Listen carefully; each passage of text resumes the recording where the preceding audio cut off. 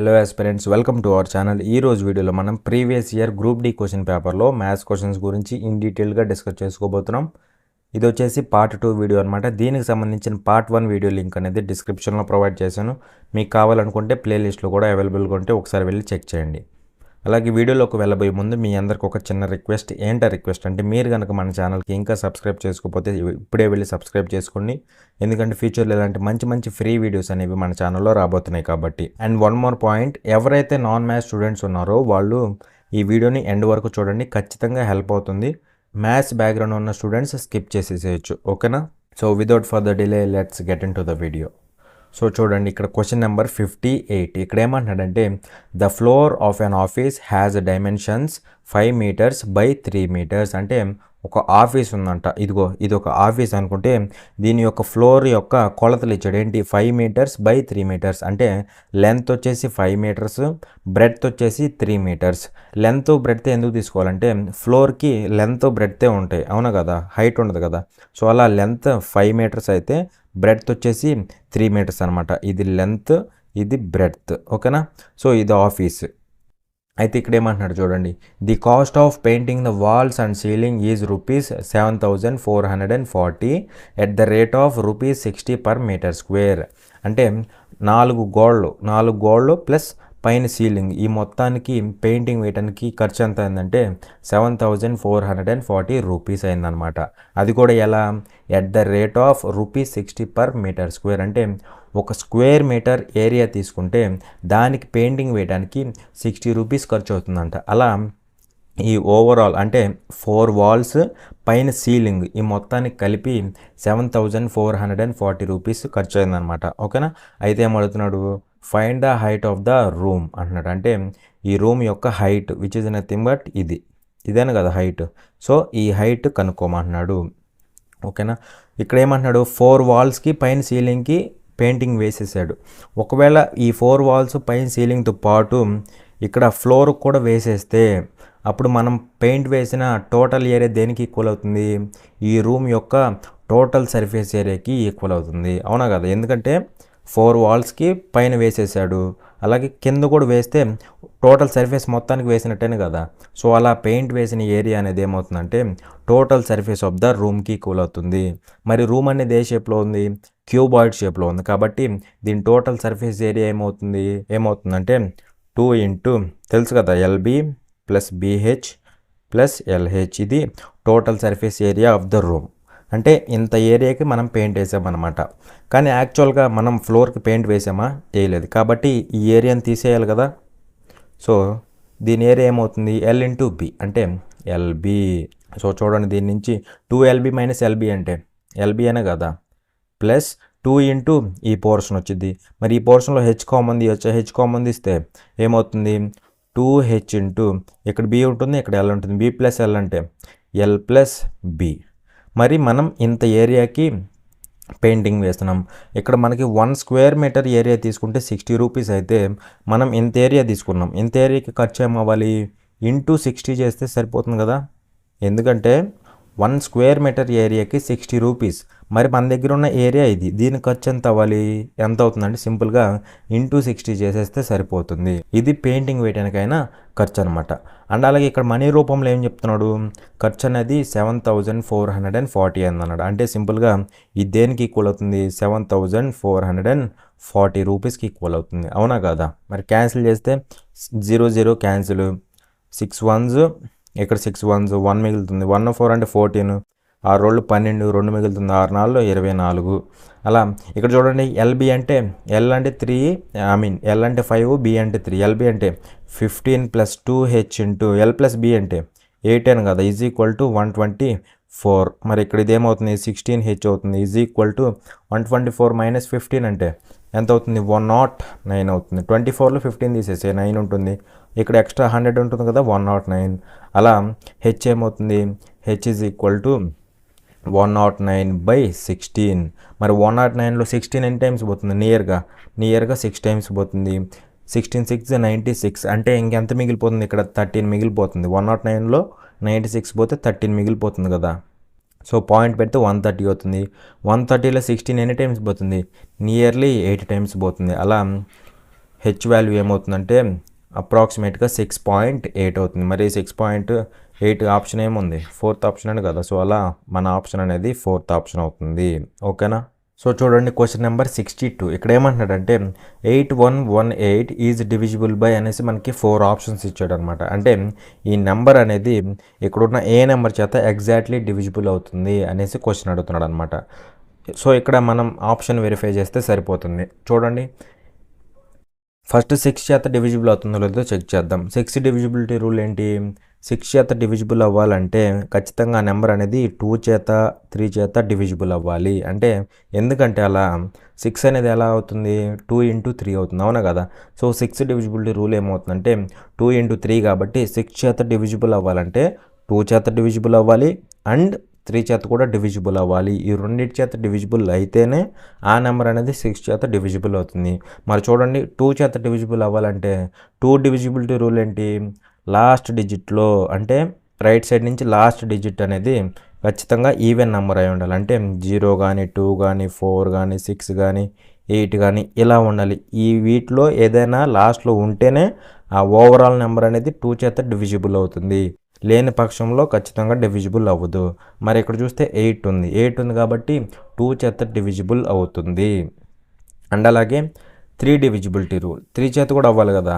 మరి 3 divisibility rule ఏంటి, overall digits ఉన్నాయి చూసారు ఈ నెంబర్లో, డిజిట్స్ మొత్తాన్ని యాడ్ చేస్తే 3 మల్టిపుల్ రావాలి.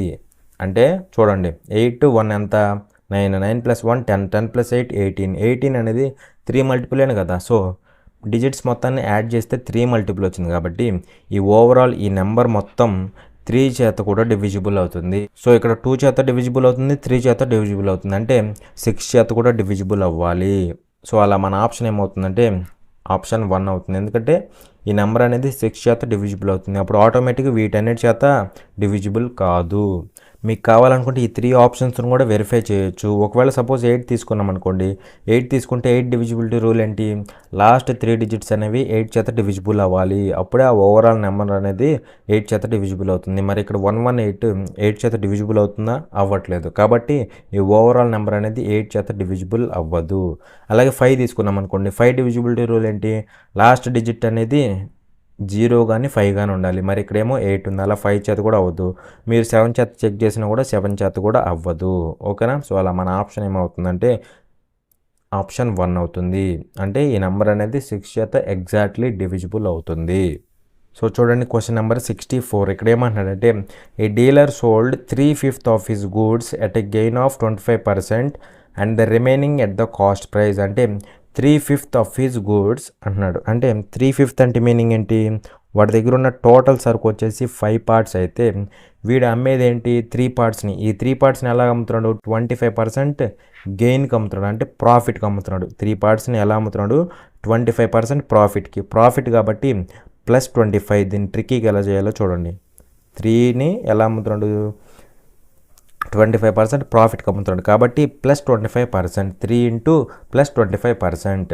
And the remaining at cost price. Remaining అంటే 3 పోయినాయి కదా, ఆల్రెడీ 5లో 3 పోయినాయి, ఇంక రిమైనింగ్ అంటే ఇంక 2 ఉంటాయి కదా, వాటిని ఎలా అమ్ముతున్నాడు అంటే కాస్ట్ ప్రైస్కే అమ్ముతున్నాడు. అంటే ఎంత కొన్నాడో అంతకే అమ్ముతున్నాడు. మరి వాడు ఎంత కొన్నాడో అంతకే అమ్ముతున్నాడు కాబట్టి వాడికి ప్రాఫిట్ ఉండదు, లాస్ ఉండదు. కాబట్టి 2 into 0%, వాడికి ప్రాఫిట్ ఉండదు, లాస్ ఉండదు. కాబట్టి రిమైనింగ్ వాటిని 0%కి అమ్ముతాడు అనమాట. బై టోటల్ ఎంత, టోటల్ 5 కదా, బై టోటల్ 5 వేసేసేయండి. సో దీన్ని క్యాలిక్యులేట్ చేస్తే మనకి ఏదైతే వస్తుందో అదే మన ఆన్సర్ అవుతుంది. చూడండి ఏమవుతుందో, 3 into +25 అంటే +75% అవుతుంది.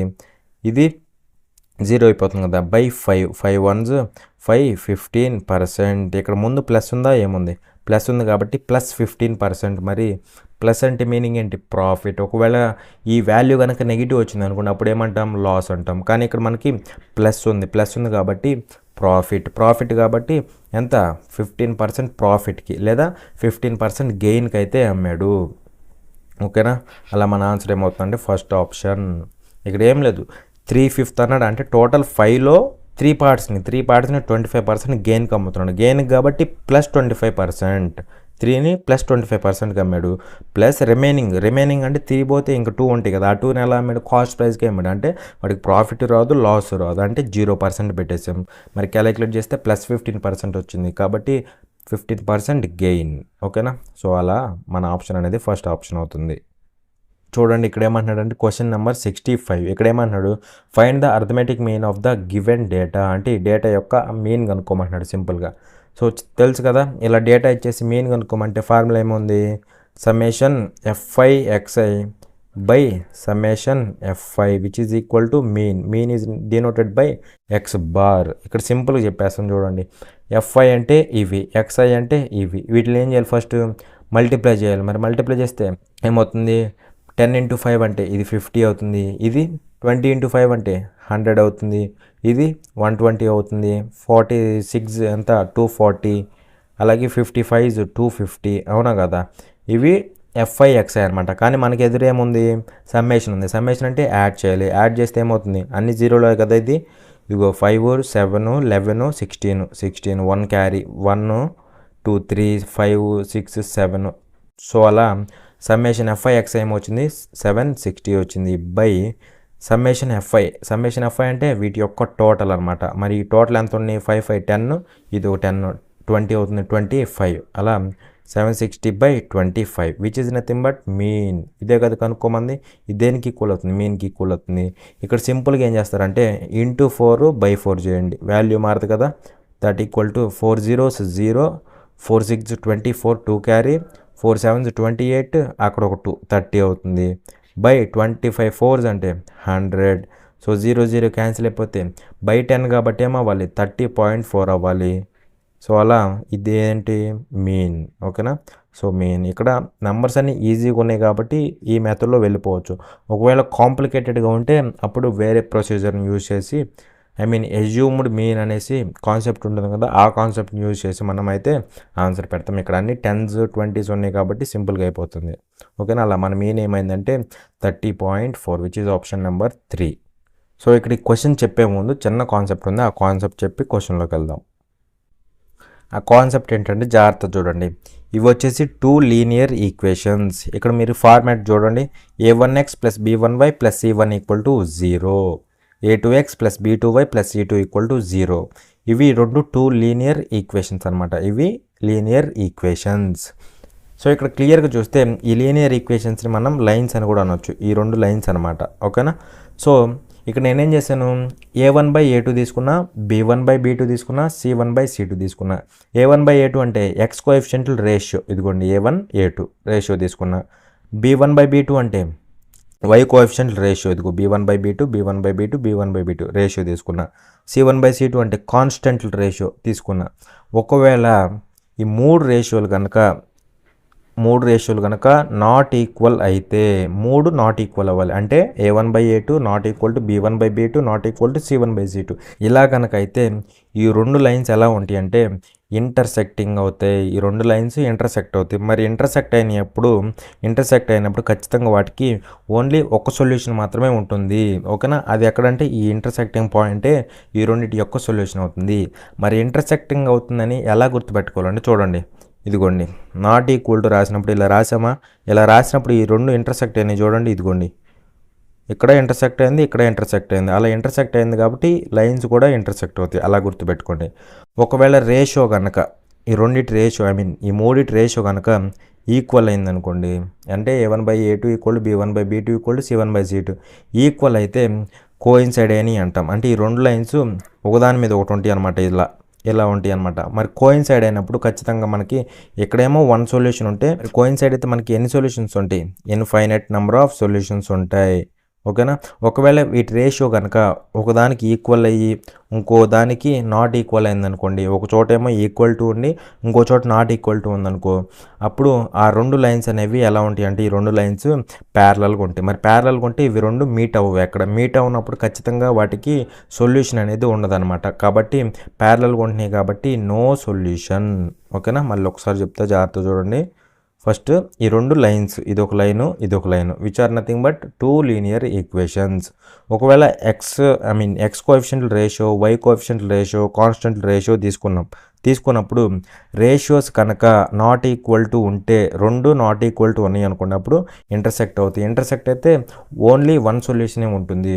ఒకవేళ ఈక్వల్ అయింది అనుకోండి, ఈక్వల్ అయితే కోయిన్సైడ్ అవుతాయి. కోయిన్సైడ్ అయితే మనకి ఇన్ఫైనట్ నెంబర్ ఆఫ్ సొల్యూషన్స్ ఉంటాయి. ఓకేనా? అలాగే ఒకటి ఈక్వల్ టు ఉండి ఇంకోటి నాట్ ఈక్వల్ టు ఉందనుకోండి, అప్పుడు ప్యారలల్గా ఉంటాయి ఆ రెండు లైన్స్. ప్యారలల్గా ఉంటాయి కాబట్టి నో సొల్యూషన్. ఇది కాన్సెప్ట్. మరి దీన్ని బట్టి మీరే చెప్పండి. ఫస్ట్ ఏం చేయాలి? ఇదిగోండి, ఇది ఒక లైన్ ఇచ్చాడు, ఇది ఒక లైన్ ఇచ్చాడు. X coefficient ratio, Y coefficient ratio, constant ratio తీసుకుంటే ఏమవుతుంది? 5 ఇక్కడ 7, 5/7. ఇక్కడ -3 + 4, ఇదిగోండి -3, ఇక్కడేమో 4 రేషియో కట్టా. కాన్స్టెంట్లు ఇది ఇటు తెచ్చుకున్నా పర్లేదు, రెండు ఈక్వల్ టు ఇటు సైడ్ ఉన్నాయి కాబట్టి పర్లేదు. ఇది ఇటు తెచ్చామనుకోండి, లేదంటే -7 అవుతుంది. ఇది ఇటు వచ్చింది అనుకోండి, -18 అవుతుంది. మరి రేషియో కట్టినప్పుడు ఈక్వల్ అవుతున్నాయా? ఈ రెండు ఈ మూడు ఈక్వల్ ఎక్కడా అవ్వట్లేదు. అంటే this is not equal to this, this is not equal to this. మరి రెండు చోట్ల నాట్ ఈక్వల్ టులు ఉన్నాయి. నాట్ ఈక్వల్ టు ఉందంటే ఇక్కడ ఏంటి? దీన్ని బట్టి చెప్పేసేయాలి, ఇంటర్సెక్టింగ్ కాబట్టి ఖచ్చితంగా వాటికి they have only one solution. So ఓకేనా? సో ఇదనమాట, ఇదే మెయిన్ పాయింట్ ఇక్కడ. ఇది కనుక మీకు తెలిస్తే ఫ్రాక్షన్ ఆఫ్ సెకండ్స్లో ఆన్సర్ అయిపోయింది. ఒకవేళ తెలియని వాళ్ళు ఉంటారనేసి నేను ఒకసారి గుర్తు చేశాను. ఓకేనా? సో చూడండి, క్వశ్చన్ నెంబర్ 69. ఇక్కడ ఏమన్నాడు? If one of the roots of the equation అనేసి మనకి ఈక్వేషన్ ఇచ్చాడు కదా, ఇది ఒక quadratic equation. If one of the roots of the equation is the reciprocal of the other. అంటే రెసిప్రోకల్ అంటే ఏంటి? ఒక రూట్ కనుక ఆల్ఫా అయితే ఇంకొక రూట్ ఏమవ్వాలి? దీని యొక్క రెసిప్రోకల్ అంటే ఇంకొక రూట్ 1/α అవ్వాలి. ఓకేనా? అలా రూట్స్ ఇలా ఉన్నాయంట. అయితే ఏమంటున్నాడు? దెన్ ద వాల్యూ ఆఫ్ ఏ, ఈ ఈక్వేషన్లో ఏ వాల్యూ ఎంత అనేసి అడుగుతున్నాడు అనమాట. ఓకేనా? సో చూడండి, ఇక్కడ మనం వాడబోయే కాన్సెప్ట్ ఏంటంటే ప్రోడక్ట్ ఆఫ్ ద రూట్స్ తీసుకుంటాం. దీన్ని కనుక మనం ax² + bx + c = 0తో కంపేర్ చేస్తే ప్రోడక్ట్ ఆఫ్ ద రూట్స్ ఏమవుతుంది? c/aనే కదా మనకి ఖచ్చితంగా తెలియాలి. తెలిస్తేనే మనకి ఆన్సర్స్ వస్తాయి. ఇది వచ్చేసి ప్రోడక్ట్ ఆఫ్ ద రూట్స్, ఇది ప్రోడక్ట్కి. అలాగే ఒకవేళ సమ్ ఆఫ్ ద రూట్స్ అడిగాడు అనుకోండి, some of the roots =-b/a. ఇక్కడ స్మాల్ ఏలో తీసుకోవాలి. యాక్చువల్గా ఇక్కడ ఆల్రెడీ స్మాల్ ఏ ఉంది కాబట్టి పెద్ద వాటిలో తీసుకున్నాను అనమాట. ఓకేనా? ఎప్పుడైనా గుర్తుపెట్టుకుని, ఇది ఒక క్వాడ్రాటిక్ ఈక్వేషన్ అయితే ax² + bx + c = 0 అయితే ప్రోడక్ట్ ఆఫ్ ద రూట్స్ అంటేనేమో c/a, అంటే కాన్స్టెంట్ బై x² కోఎఫిషియంట్. అలాగే సమ్ ఆఫ్ ద రూట్స్ అంటే -b/a, అంటే -x coefficient by x² coefficient. ఓకేనా? సో ఇది అనమాట. ఇక్కడ చూస్తే ప్రోడక్ట్ ఆఫ్ ద రూట్స్ తీసుకుంటే ఆల్ఫా × 1/α ఏమవుతుంది? ఆల్ఫా క్యాన్సిల్ అయిపోయి ప్రోడక్ట్ ఆఫ్ ద రూట్స్ 1 అవుతుంది. ఇక్కడ ప్రోడక్ట్ ఆఫ్ ద రూట్స్ ఏమవ్వాలి? Product of the roots c/a. c అంటే కాన్స్టెంట్. మరి ఇక్కడ కాన్స్టెంట్ ఏముంది? ఇదేనా కాదు కాన్స్టెంట్. 7 - a బై ఏమవ్వాలి? ఏ అంటే x² కోఎఫిషియంట్. x² కోఎఫిషియంట్ ఏముంది? a+3. అలా ఇదేమవుతుంది? c/a. ఏ అంటే స్మాల్ a + 3 ఉంది. దీన్ని బట్టి a+3 = ఏమవుతుంది? 7 - a. -8 వస్తే 2a అవుతుంది. ఈ 3 అటు వెళ్తే 4 అవుతుంది. అలా ఏ వాల్యూ ఏమవుతుంది? 2 అయిపోతుంది. ఓకేనా? సో ఇదనమాట. ఇక్కడ మనం ప్రోడక్ట్ ఆఫ్ ద రూట్స్ ఎందుకు తీసుకున్నాం? ప్రోడక్ట్ ఆఫ్ ద రూట్స్ తీసుకుంటే ఆల్ఫా 1/α, ఆల్ఫా క్యాన్సిల్ అయిపోయింది, అప్పుడు 1 వచ్చింది. అదే ఒకవేళ మీరు కనుక సమ్ ఆఫ్ ద రూట్స్ తీసుకున్నారనుకోండి, సమ్ ఆఫ్ ద రూట్స్ ఏమవుతుంది? ఆల్ఫా + 1/α అవుతుంది. మరి ఇక్కడ ఆల్ఫా వాల్యూ తెలియదు కదా, అందుకే ఇది తీసుకోకూడదు. Only product of the roots అంటే constant by x² coefficient. 7 - a/a + 3 ఏమైంది? ఇక్కడేమో ప్రోడక్ట్ ఆఫ్ ద రూట్స్ 1 వచ్చింది. ఈక్వల్ చేస్తే ఏ వాల్యూ ఎంత వచ్చింది? 2 వచ్చింది. ఇది తెలియాలన్నమాట లాజిక్. సో చూడండి, question number 78. If 2 years ago Ravi borrowed a sum of ₹3,000 from Monu at 4% interest compounded annually, then what is the total amount that Ravi will have to pay to Monu to repay it? అంటే 2 సంవత్సరాల క్రితం రవి అన్నవాడు మోను దగ్గర నుంచి ₹3,000 వడ్డీకి తీసుకున్నారన్నమాట. అది కూడా ఎలా? 4% కాంపౌండ్ ఇంట్రెస్ట్కి. ఇది కూడా ఎలా క్యాలిక్యులేట్ చేశాడు? యాన్యువల్లీ. అంటే 1 yearకి 4% కాంపౌండ్ ఇంట్రెస్ట్ చొప్పున వీడు ₹3,000 తీసుకున్నాడు అనమాట. అయితే ఇప్పుడు వాడికి పే చేయాలంటే టోటల్గా ఎంత పే చేయాలి అనేసి క్వశ్చన్ అడుగుతున్నాడు అనమాట. మరి చూడండి, టోటల్ తీసుకున్న అమౌంట్ వచ్చేసి 3,000. అలాగే రేట్ ఆఫ్ ఇంట్రెస్ట్ ఎంత? 4% పర్ యానం. ఎంత rate of interest? 4% per annum. Compound interest ఎలా పడుతుంది? ఫస్ట్ ఇయర్లో ఏమవుతుందంటే నార్మల్గా ఇంట్రెస్ట్ పడిపోతుంది. ఎంత? 4%. మరి 3000లో 4% అంటే ఫస్ట్ ఇయర్లో ఇంట్రెస్ట్ ఎంత రావాలి? 4% ఆఫ్ 3000 అంటే ఏమవుతుంది? 4% ఆఫ్ 3000 పర్సంటేజ్ 00 క్యాన్సిల్ అవుతుంది. 430 ఎంత? 120. అలా ఫస్ట్ ఇయర్లో 120 రూపీస్ మనకి ఇంట్రెస్ట్ అయితే వస్తుందన్నమాట. అలాగే సెకండ్ ఇయర్లో కూడా ఏమవుతుంది? సెకండ్ ఇయర్లో కూడా ఇంతే పడుతుంది. 4% ఇంట్రెస్టే పడుతుంది. ఎందుకంటే 4% పర్ యానం కదా. సో అలా ఫస్ట్ ఇయర్లో 120 రూపీస్ వస్తుంది. సెకండ్ ఇయర్లో కూడా 120 రూపీస్ వస్తుంది. కానీ కాంపౌండ్ ఇంట్రెస్ట్లో ఏమవుతుంది? ఇంట్రెస్ట్ మీద ఇంట్రెస్ట్ పడుతుంది. అంటే ఈ ఇయర్తో పోలిస్తే దీని మీద కూడా మళ్ళీ 4% పడాలి. అవునా కదా? నార్మల్గా ఫస్ట్ ఇయర్లో 120 రూపీస్ వస్తుంది 4% కాబట్టి. సెకండ్ ఇయర్లో కూడా 120 రూపీస్ వస్తుంది. కానీ ఏదైతే ప్రీవియస్గా వచ్చిన ఇంట్రెస్ట్ ఉందో దాని మీద కూడా మళ్ళీ ఇంట్రెస్ట్ పడుద్ది. మరి 120 మీద 4% ఇంట్రెస్ట్ పడింది అంటే ఎంత ఎక్స్ట్రా వచ్చింది? 4% ఆఫ్ 120. 4% ఆఫ్ 120. చూడండి, పర్సంటేజ్ బదులు ఏం రాయొచ్చు? 100 రాయొచ్చా? సో ఇది క్యాన్సిల్ అవుతుందా? అప్పుడు 12 4s 48 బై 10 అంటే 4.8. అంటే దీని మీద మనకి 4.8 ఎక్స్ట్రా అవుతుంది. అంటే ఇది వచ్చేసి టోటల్గా 2 ఇయర్స్కి ఈ 3000 మీద వచ్చిన వడ్డీ అనమాట. ఇది ఎంత అవుతుంది? 244.8 అవుతుంది. ప్లస్ దీంతో పాటు ఈ 3000 కూడా పే చేయాలి కదా. 3000 ప్లస్ ఈ వడ్డీ మొత్తం కలిపితే 3244.80.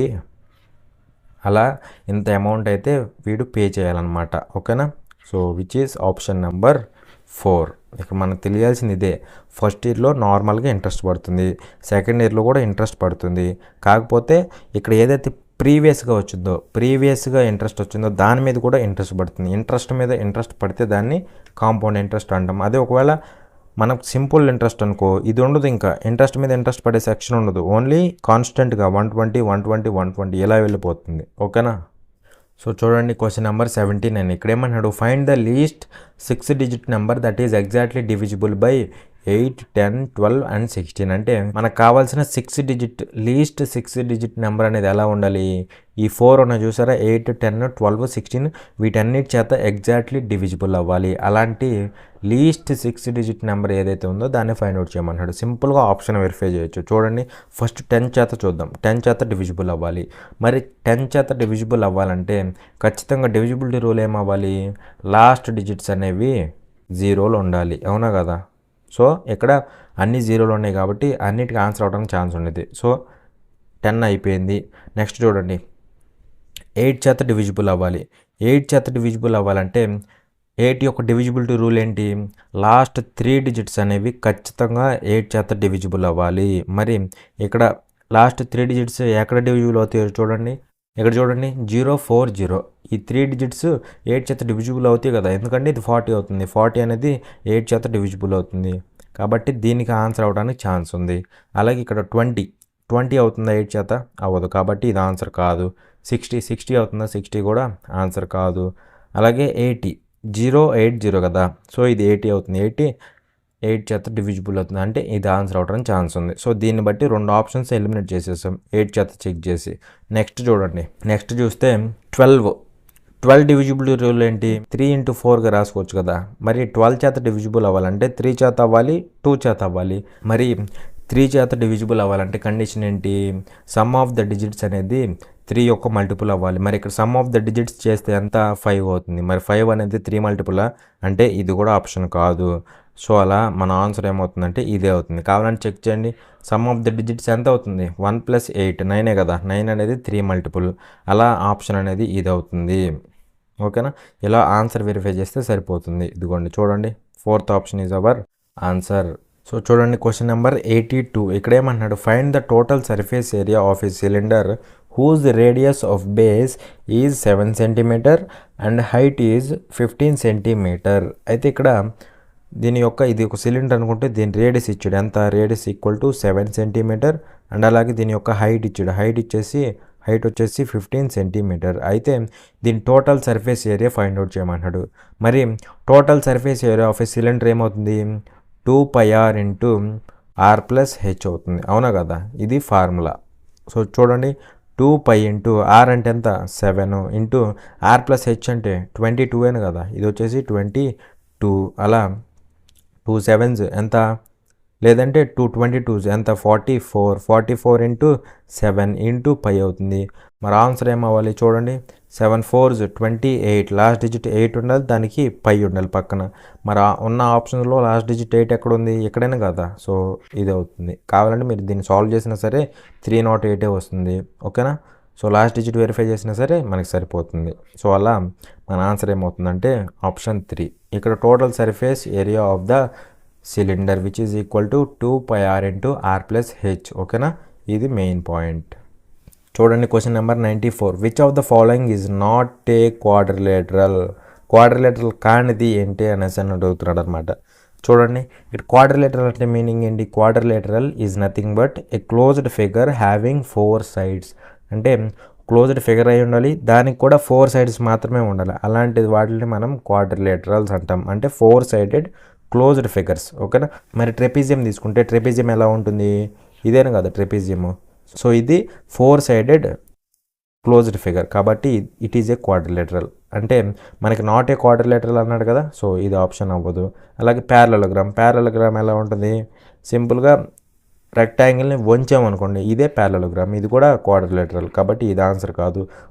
రాంబస్ తీసుకుంటే స్క్వేర్ని వంచినట్టే, సింపుల్గా రాంబస్ అంటే స్క్వేర్ని వంచితే ఇది రాంబస్ అవుతుంది, ఇది కూడా క్వాడ్రిలేటరల్. మరి ఆన్సర్ ఏమవ్వాలి, సర్కిల్ అనేది క్వాడ్రిలేటరల్ కాదు, because circle has infinite number of sides ఉంటాయి. అంటే స్మాల్ ఇక్కడ మనకి సైడ్ క్లియర్గా అర్థమవుతుంది, కానీ సర్కిల్లో క్లియర్గా అర్థమవుతుంది, అంటే చిన్న సైడ్స్ అనమాట. ఇదిగోండి అసలు ఆ మైన్యూట్, అందుకే వాటిని ఇన్ఫైనైట్ నెంబర్ ఆఫ్ సైడ్స్ అంటాం. ఇక్కడ ఎగ్జాక్ట్గా 4 ఉంటాయి, కానీ సర్కిల్లో మనకి ఇన్ఫైనైట్ నెంబర్ ఆఫ్ సైడ్స్ ఉంటాయి అనమాట. అలా చిన్న సైడ్స్ అన్నీ కలిసి ఒక సర్కిల్గా ఇలా ఫామ్ అవుతాయి అనమాట. ఓకేనా, ఆ సైజ్ కూడా మైన్యూట్ అనమాట, నథింగ్ బట్ నెగ్లిజిబుల్ అనుకున్నా అసలు. ఓకేనా, అలా సర్కిల్ అనేది క్వాడ్రిలేటరల్ అవ్వదు, కానీ రిమైనింగ్ ఈ 3 కూడా క్వాడ్రిలేటరల్స్ అవుతాయి. ఓకేనా, సో అలా మన ఆప్షన్ ఏమవుతుందంటే నాట్ ఏ క్వాడ్రిలేటరల్ అన్నాడు కాబట్టి సర్కిల్ అనేది మన ఆన్సర్ అవుతుంది. చూడండి క్వశ్చన్ నెంబర్ 96. ఇక్కడ ఏమంటున్నాడు, ఫైండ్ ద వాల్యూ ఆఫ్ అనేసి మనకి ఇది ఇచ్చాడు కదా, దీని వాల్యూ ఫైండ్ అవుట్ చేయమంటున్నాడు. చూడండి ఇక్కడ ఈ 2 తెలిస్తే మనకు ఆన్సర్ అయిపోతుంది. ఇక్కడ ఏంటి, sin² plus cos² equal to 1, తర్వాత sec² minus tan² equal to 1, ఇది తెలిస్తే ఆన్సర్ అయిపోయినట్టు. చూడండి ఇక్కడ sin² కామన్ తీస్తా, ఇదిగోండి sin² కామన్ తీస్తే ఇక్కడ ఏముంటుంది 1 ఉంటుంది, ఇక్కడ మైనస్ ఇక్కడ ఏముంటుంది sin² ఉంటుంది, ఎందుకంటే ఇది sin⁴, అందులోంచి sin² బయటకు వస్తే sin² ఇంకొకటి ఉంటుంది, అవునా కదా. ఇక్కడ sin² కామన్ తీస్తే ఇక్కడ ఏముంటుంది, రెండిట్లో sin² కామన్ వస్తుంది, ఇక్కడ ఏముంటుంది 1 మైనస్ sin² ఉంటుంది. 1 మైనస్ sin² అంటే cos² రాసుకోవచ్చు కదా. సో అలా sin² ఇంటూ cos² ప్లస్ 1 ఉంది బై 1 మైనస్ sin² అంటే ఈ సైన్ అంటే వెళ్ళిపోతే cos² అయినా కదా, cos². ఓకేనా, ప్లస్ ఇక్కడ 1, ఈ రెండిట్లోంచి మైనస్ tan² కామన్ తీస్తున్నా, ఇదిగోండి మైనస్ tan² కామన్ తీస్తున్నా. కామన్ తీస్తే ఏమవుతుంది, tan² పోతే 1 ఉంటుంది, ప్లస్ ఇక్కడ tan² ఉంటుంది, అవునా కదా. 1 ప్లస్ tan² అంటే అగైన్ ఎలా రాసుకోవచ్చు, 1 ప్లస్ tan² అంటే ఇక్కడ నుంచి sec² రాసుకోవచ్చు కదా. సో sec², క్లియరే కదా. ఇక్కడ 1 ప్లస్ tan² అంటే ఇది వెళ్తే sec² అవుతుంది, అవునా. సో ఇక్కడ స్ప్లిట్ చేస్తే ఏమవుతుంది, cos² క్యాన్సిల్ అయిపోయి మనకి sin² ఉంటుంది, ప్లస్ 1/cos² అంటే sec² రాసుకోవచ్చు కదా, ఎందుకంటే 1/cos equal to secant, plus ఇక్కడ 1/sec² అంటే 1/sec అంటే cos, 1/cos అంటే secant, 1/secant అంటే cos, 1/secant² కాబట్టి ఇది cos² అవుతుంది, మైనస్ ఇక్కడ స్ప్లిట్ చేస్తే secant² క్యాన్సిల్ అయిపోతుంది, ఇక్కడ tan² ఉంటుంది. ఓకేనా, సో చూడండి అగైన్ sin² ప్లస్ cos² ఏమవ్వాలి 1 అవుతుంది, ప్లస్ secant² మైనస్ tan² ఎంత 1 అవుతుంది. మరి 1 ప్లస్ 1 అంటే 2 అని కదా, ఇక్కడ ఎలా వచ్చినాయి, ఇదిగో sin² ప్లస్ cos² 1, తర్వాత secant² మైనస్ tan² 1, సో అలా 1 ప్లస్ 1 అంటే 2, which is option number 4. So చూడండి క్వశ్చన్ నెంబర్ 98. ఇక్కడ ఏమంటాడంటే for what values of z will the following equation have real roots, అంటే ఈ ఈక్వేషన్లో z బదులు ఏ వాల్యూ ఉంటే ఈ ఈక్వేషన్కి ఈక్వల్ రూట్స్ ఉంటాయి అనేసి అడిగాడు. సపోజ్ ఇది ఒక క్వాడ్రాటిక్ ఈక్వేషన్ అయితే ax² plus bx plus c equal 0 అనేది ఒక క్వాడ్రాటిక్ ఈక్వేషన్ అయితే డిస్క్రిమినెంట్ ఏమవుతుందంటే బీ స్క్వేర్ మైనస్ 4ac అవుతుంది. ఏమవుతుంది? డిస్క్రిమినెంట్ అంటే బీ స్క్వేర్ మైనస్ 4ac. ఒకవేళ ఈ డిస్క్రిమినెంట్ కనుక గ్రేటర్ దాన్ 0 వస్తే అప్పుడు ఈ క్వాడ్రాటిక్ ఈక్వేషన్కి రియల్ అండ్ డిస్టింక్ట్ రూట్స్ ఉంటాయి. రియల్ అండ్ డిస్టింక్ట్ లేదా డిఫరెంట్. ఓకేనా? ఈ క్వాడ్రాటిక్ ఈక్వేషన్కి రియల్ అలాగే డిఫరెంట్ రూట్స్ ఉంటాయి అన్నమాట. అదే ఒకవేళ ఈ బీ స్క్వేర్ మైనస్ 4ac కనుక 0 అయితే అప్పుడు ఉండే రూట్స్ ఎలా ఉంటాయి అంటే ఈక్వల్ అండ్ రియల్. ఏంటి? అప్పుడు ఈక్వల్ రూట్స్ ఉంటాయి, అవి కూడా రియల్గా ఉంటాయి, రియల్ రూట్స్ అనమాట. ఓకేనా? అలాగే బీ స్క్వేర్ మైనస్ 4ac కనుక లెస్ దాన్ 0 ఉంటే అప్పుడు రియల్ రూట్స్ ఎగ్జిస్ట్ అవ్వు.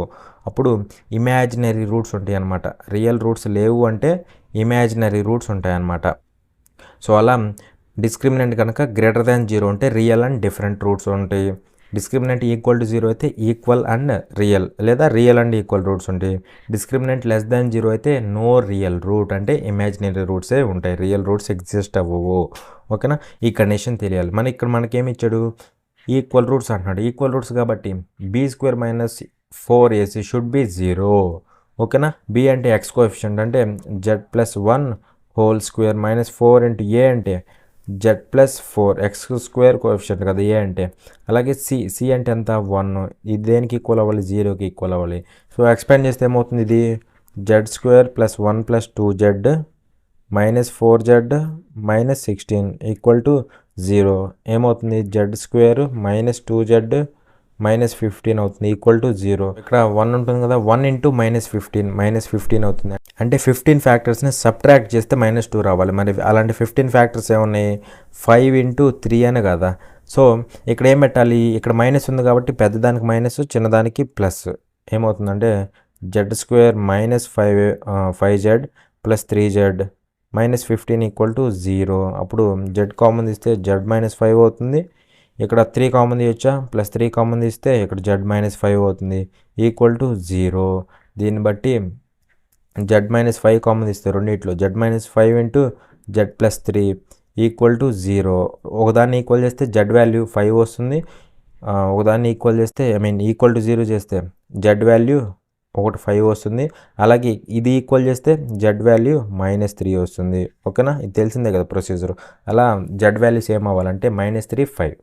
ఎక్కడ ఆప్షన్ ఉంది? థర్డ్ ఆప్షన్ అని కదా, అదనమాట. ఇక్కడ ఏంటంటే మీకు అర్థం అవ్వాలనేసి ఇలా స్టెప్ బై స్టెప్ క్లియర్గా వేస్తున్నాను. కానీ మీరు ఎగ్జామ్లో ఇదంతా వేయాల్సిన అవసరం లేదు.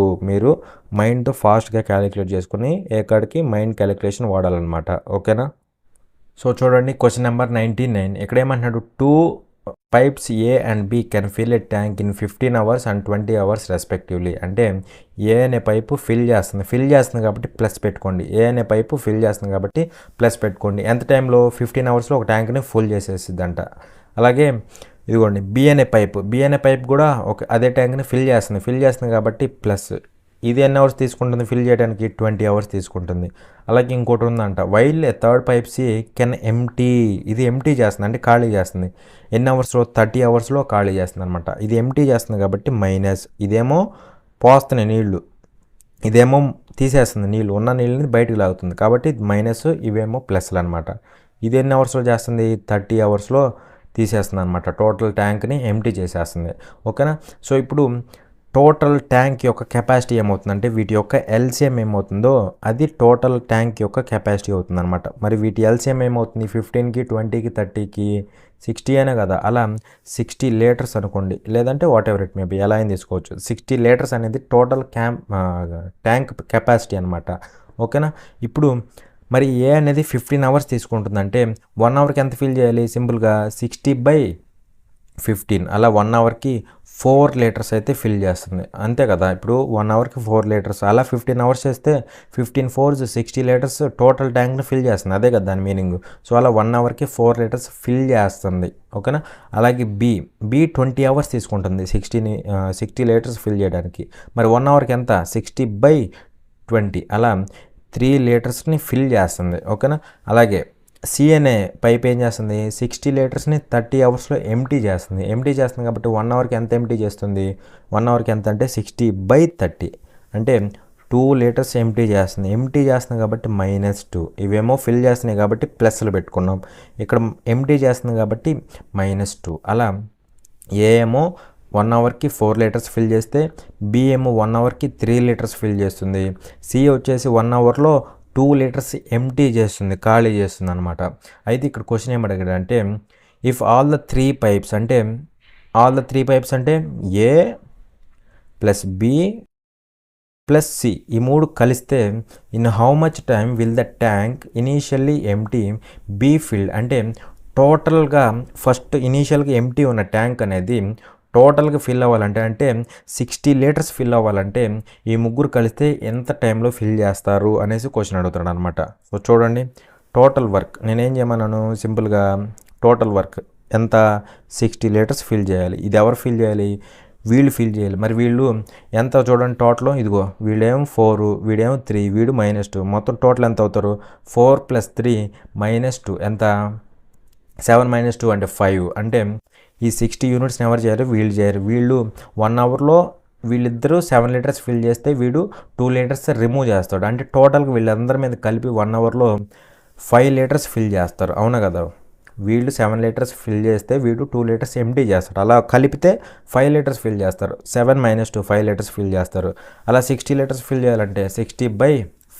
సో క్యాన్సిల్ చేస్తే 5 1s 5 12s. అలా వీళ్ళ ముగ్గురికి ఈ టోటల్ 60 లీటర్స్ని ఫిల్ చేయడానికి టైం ఎంత పడుతుందంటే 12 అవర్స్ ఆఫ్ టైం అయితే పట్టిందనమాట. ఓకేనా, ఇక్కడ తెలుసుకోవాల్సింది ఇదే, ఎంటీ చేస్తుంది కాబట్టి -2 పెట్టాం. చాలామంది ఏమనుకుంటారంటే ఇక్కడ కూడా ప్లస్ పెట్టేస్తారు, ప్లస్ పెట్టేసి 4 + 3 + 2 ఎంత 9 అంటారు, 60/9 వేస్తారు. అది కాదనమాట. ఇక్కడ ఈ 2 ఫిల్ చేస్తే ఇది ఎంటీ చేస్తుంది కాబట్టి దిస్ షుడ్ బి మైనస్. ఓకేనా, సో అదనమాట. వీళ్ళ ముగ్గురు కలిస్తే 5 లీటర్స్ ఫిల్ చేస్తారు. అది అలా చేస్తే మనకి ఆన్సర్ ఏమొచ్చిందంటే 12 అవర్స్ ఆఫ్ టైం అయితే పడుతుందన్నమాట. సో ఇంతవరకు కాన్సెప్ట్ క్లియర్ అనుకుంటున్నాను. వీడియో నచ్చితే లైక్ చేయండి, షేర్ చేయండి. అలాగే మీరు కనుక మన ఛానల్కి ఇంకా సబ్స్క్రైబ్ చేసుకోకపోతే ఇప్పుడే వెళ్ళి సబ్స్క్రైబ్ చేసుకోండి. పక్కనే ఉన్న బెల్ ఐకన్ క్లిక్ చేసి ఆల్ సెలెక్ట్ చేసుకోండి. సో దట్ ఎప్పుడైతే నేను వీడియో అప్లోడ్ చేస్తానో అప్పుడు అది డైరెక్ట్గా మీ మొబైల్కి నోటిఫికేషన్ రూపంలో వస్తుందన్నమాట. Thanks for watching. జై హింద్.